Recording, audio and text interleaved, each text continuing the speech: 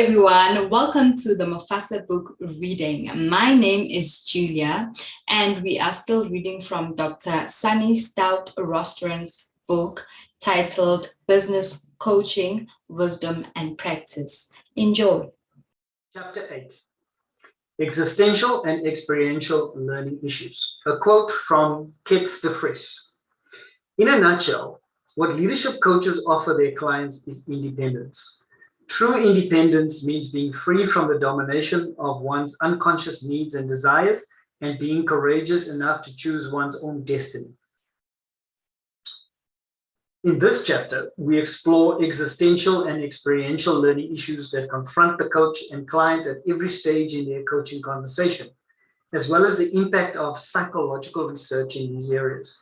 The relationship between coach and client is crucial to the successful conclusion of whatever the coaching process is seeking to accomplish. The coach's intent is not always outcomes-based. It can also focus on learning, development, meaning, and transformation. The complexity of these issues is often influenced by the three-way intervention between the organization, the client, and the coach. Existential philosophy regards human existence as unexplainable and emphasizes freedom of choice and taking responsibility for one's acts. Within the business coaching context, the coach helps the client to articulate existential concerns such as freedom, purpose, choice, and anxiety, and to identify and to replace limiting paradigms with empowering paradigms, thus leading to positive change. These existential issues are relevant to the coach too. For example, if you look at purpose, the coach might be tempted to confuse their own individual purpose with that of the client, and in the process be seduced to use their position or power to influence the client. The coach often holds guru status, especially in the beginning of the relationship, and it is therefore important for the business coach to be aware of their own existential issues as well as those of the client. As in existentialism, the relationship comes up as an important factor in learning from experience. According to both Cohen and Walker, experience is created in the transaction between the individual and the environment in which they operate. In other words, it is relational. More is often lost than gained by ignoring the uniqueness of each person's history and ways of experiencing the world. In existential terms, the meaning of individual experience is not a given. In coaching, it is subject to interpretation by the individual client. In the coaching conversation, experiential learning is viewed as an active process in which the individual executive works with their own experience again and again to appreciate the meanings associated with it. In other words, the coaching client learns to actively deconstruct and reconstruct their own experience, attaching their own meaning to events, yet understanding commonly accepted interpretations of their world. So what is freedom? An existential moment. Imagine yourself in a field or a meadow at the base of a mountain. It is quiet, peaceful, and safe. You're going to climb this mountain wearing comfortable boots. When you're ready, begin to climb. Observe the scenery and the woods as you move. Feel the shade of the trees. You come to a stream. Listen to its soothing sounds. It is fresh and you drink from it. Perhaps you freshen your face and your hands in its cool waters. You go further and in due course, you reach the tree line where there are no more trees. As you look back over the valley, the view is unobstructed. It is a view of your everyday life, your comings and your goings, your struggles and your victories, your relationships with others and with your own everyday self. Now you resume your journey. In front of you is a large abyss spanned by a bridge. The bridge is strong and safe. You begin to cross the bridge and eventually you reach the other side. It is good to be on the mountain once again with your feet on solid ground. You climb on, up steeper and steeper rocks, going higher and higher until you reach the top. Here the view is breathtaking and the air is thinner. You feel that you are on top of the world, so rest here for a few moments. Not far from the top, you can see a small shelter made out of wood or stone. It is beckoning to you. You move towards it. And once inside, you find a haven, a place of peace. To your surprise, as you are resting here, a figure enters. You are not afraid. You realize this figure is a guide, a mentor of great wisdom.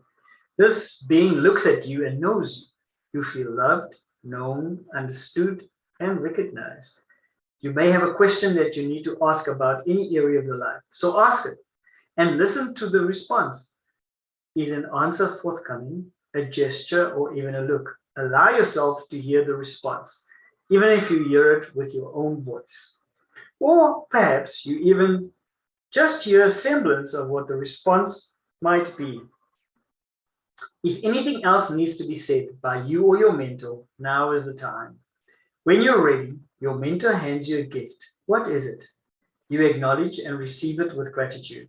You begin to take your farewell, whether it is with a hug, a handshake, a look, or gentle parting.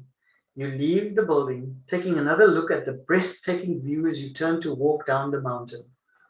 With your comfortable boots, you soon find yourself by the bridge. How do you feel now? You cross the bridge. Once again, you look out over the valley and behold your life. You have returned with your gift. Is there any way you sense that this image of your life is changing for the better? You move on down the mountain, through forest and glade, crossing the stream, till once again you find yourself in the meadow of the bottom of the mountain. For a moment you reflect on the journey you have taken. Now gently, very gently, you become conscious of being where you are in the room, in this place, listening to the sounds, conscious of your breathing, conscious of your body, and conscious of yourself and your entire life right now, today. And you know that in future, you can always return whenever needed to that place of peace and wisdom within you. The concern with change and the client's journey through life is a core component of the coaching process. And combined with the question of who am I, can present various dilemmas for coach and client within an organizational system. We explore several of these dilemmas in this chapter. What is existentialism? Much confusion surrounds the terms existentialist and existentialism. Existential concerns have been discussed from the beginning of philosophical debate about the human condition, encompassing thinkers such as Socrates and his dialogues. The literary, philosophical, and artistic response to modern cultural crises has also massively influenced existentialism. Yet, existentialism remains elusive to define. And consequently, today, there is no cohesive school of existential therapists or coaches. Existentialism displays a concern with individuals in crisis. The term existence refers to coming into being or becoming. It derives from the Latin root existere, which means to stand out or emerge. Existential psychology has grown out of the awareness that serious gaps exist in our way of understanding human beings. It sought to analyze the structure of human existence to understand the reality underlying all situations of human beings in crisis. Basically, concerned with ontology or the science of being, existentialism is based on the underlying fact that you and I alone must face the fact that at some unknown moment in the future, we shall die. Existential vocabulary includes terms such as being, choice, responsibility, freedom, death, isolation, mortality, absurdity, purpose in life, limitations, and winning.